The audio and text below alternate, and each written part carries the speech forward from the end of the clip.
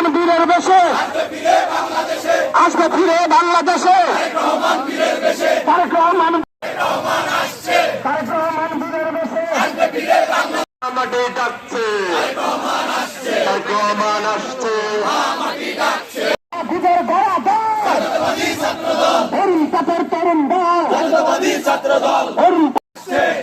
মাটি ডাকছে, তারেক রহমান বীরের বেশে। ভয় পায় না কোন শত তারেক রহমানের বাহুবল।